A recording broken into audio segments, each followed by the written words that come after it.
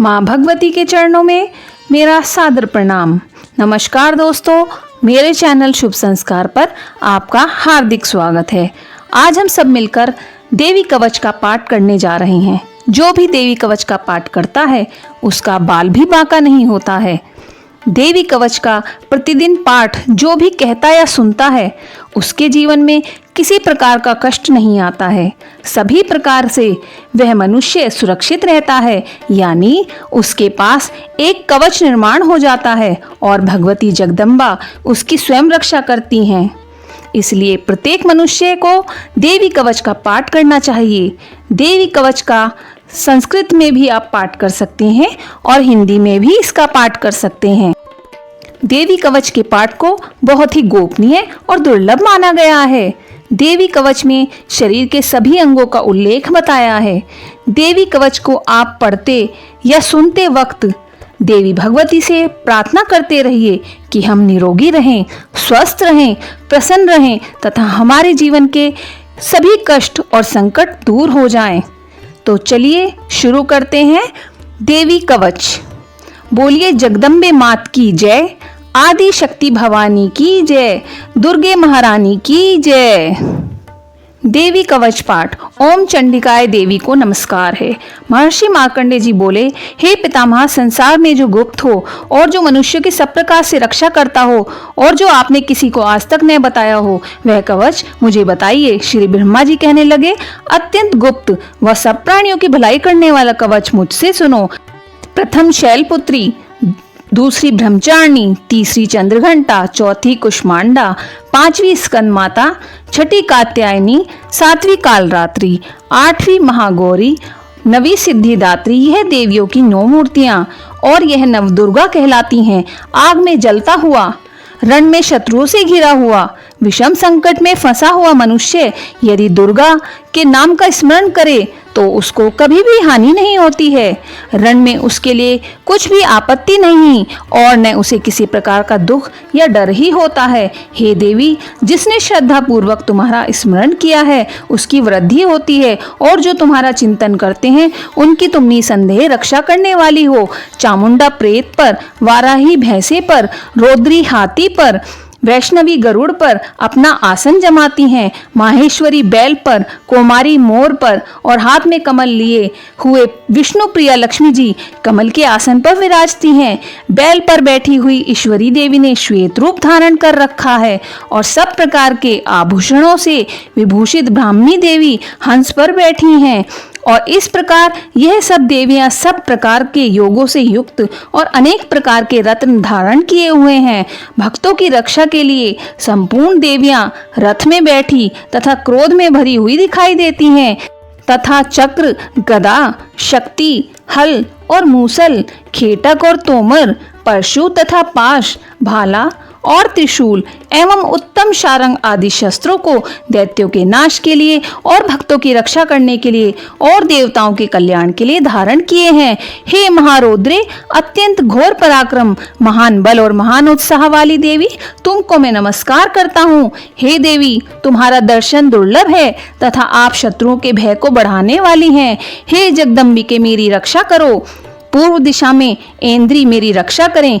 अग्नि कोण में अग्नि शक्ति, दक्षिण में वाराही देवी, नैऋत्य कोण में खड्ग धारिणी देवी मेरी रक्षा करें। वारुणी पश्चिम में, वायु कोण में मृगवाहिनी, उत्तर में कौमारी और ईशान में शूलधारिणी मेरी रक्षा करें। ब्रह्माणी ऊपर की ओर से मेरी रक्षा करें। वैष्णवी देवी नीचे की ओर से मेरी रक्षा करें और इसी प्रकार शव पर बैठी चामुंडा देवी 10 दिशाओं में मेरी रक्षा करें। जया देवी आगे, विजया पीछे की ओर से, अजिता बाईं ओर, अपराजिता दाहिनी ओर से मेरी रक्षा करें। उद्योतनी देवी शिखा की रक्षा करें तथा उमा शिर में स्थित होकर मेरी रक्षा करें।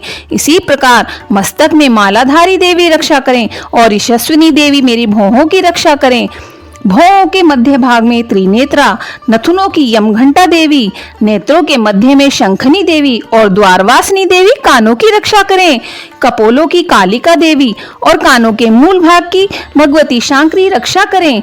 सुगंधा नासिका में और चर्चिका ऊपर के होठ में, अमृत कला नीचे के होठ की, सरस्वती देवी जीभ की रक्षा करें, कुमारी देवी दांतों की और चंडिका कंठ प्रदेश की रक्षा करें, चित्रघंटा गले की घंटी की और महामाया तालु की रक्षा करें, कामाक्षी ठोडी की, सर्वमंगला वाणी की रक्षा करें, भद्रकाली गर्दन की और धनुर्धरी पीठ के मेरुदंड की रक्षा करें, कंठ के बाहरी भाग की नीलग्रीवा और कंठ की नली की नलकुबरी रक्षा करें, दोनों कंधों की खड़गिनी और व्रजधारणी मेरे दोनों बाहों की रक्षा करें, दंडनी दोनों हाथों की और अंबिका देवी समस्त उंगलियों की रक्षा करें, शूलेश्वरी देवी संपूर्ण नखों की, कुलेश्वरी देवी मेरे कुक्षी की, महादेवी दोनों स्तनों की, शोक विनाशिनी मन की, ललिता देवी हृदय की, शूलधारणी उदर की रक्षा करें, कामनी देवी नाभि की, गुह्येश्वरी गुह्य स्थान की,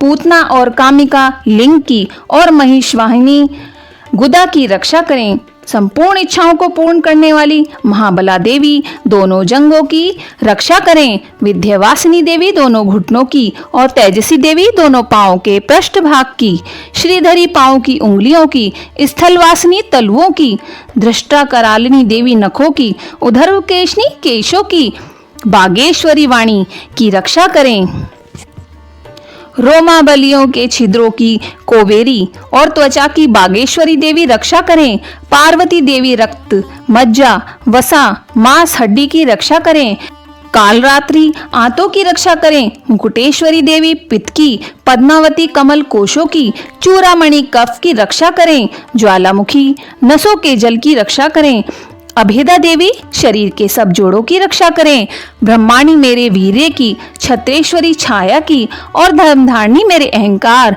मन तथा बुद्धि की रक्षा करें, प्राण अपान समान उदान और व्यान की व्रजहस्ता देवी रक्षा करें, कल्याण शोभना मेरे प्राण की रक्षा करें, रस रूप गंध शब्द और स्पर्श इन विषयों का अनुभव करते समय योगिनी देवी मेरी रक्षा करें तथा मेरे सत्वगुण रजोगुण तमोगुण की रक्षा नारायणी देवी करें, आयु की रक्षा वाराही देवी करें, वैष्णवी धर्म की और चक्रणी देवी मेरे यश कीर्ति लक्ष्मी धन विद्या की रक्षा करें, इंद्राणी देवी मेरे शरीर की रक्षा करें और हे चंडिके आप मेरे पशुओं की रक्षा करिए, महालक्ष्मी मेरे पुत्रों की रक्षा करिए और भैरवी पत्नी की रक्षा करें, मेरे पति की सुपथा तथा मार्ग की क्षमाकारी देवी रक्षा करें, राजा के दरबार में महालक्ष्मी तथा सब और व्याप्त रहने वाली विजया देवी चारों ओर से मेरी रक्षा करें, जो स्थान रक्षा से रहित हो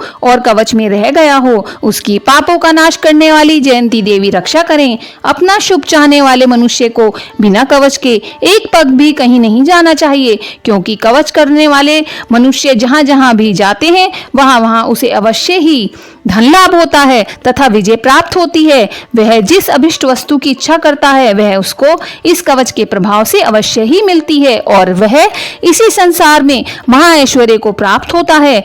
कवचधारी मनुष्य निर्भय होता है और वह तीनों लोकों में मान्य होता है। देवी का यह कवच देवताओं के लिए भी कठिन है, जो नित्य प्रतिदिन नियम पूर्वक तीनों संध्याओं को श्रद्धा के साथ इसका पठन पाठन करता है उसे देवी शक्ति प्राप्त होती है, वह तीनों लोगों को जीत सकता है तथा अकाल मृत्यु से रहित होकर 100 वर्षों तक जीवित रहता है।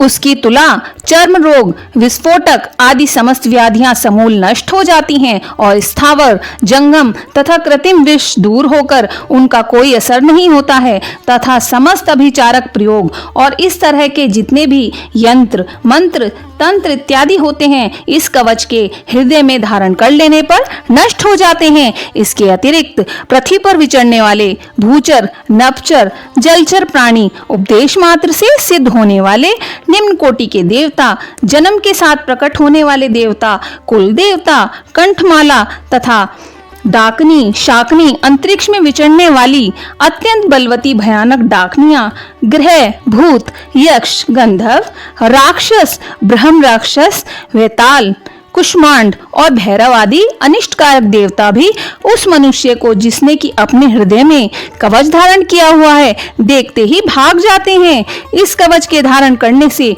मान और तेज बढ़ता है। जो मनुष्य इस कवच का पाठ करके उसके पश्चात सप्तशती चंडिका का पाठ करता है, उसका यश जगत में विख्यात होता है। और जब तक वन, पर्वत और कानन आदि इस भूमंडल पर स्थित हैं, तब तक यहाँ पुत्र, पौत्र आदि संतान परंपरा बनी रहती है। फिर उसके स्वर्गलोक जाने के बाद ऐसे मनुष्य परम पद को प्राप्त होते हैं, जो देवताओं के लिए भी कठिन है, और अंत में सुंदर रूप को धारण करके भगवान शंकर के साथ आनंद करता हुआ परम मोक्ष को प्राप्त होता है। मेरी इस वीडियो के लिए एक लाइक अवश्य करें और कमेंट में जय मां भगवती अवश्य लिखें। धन्यवाद।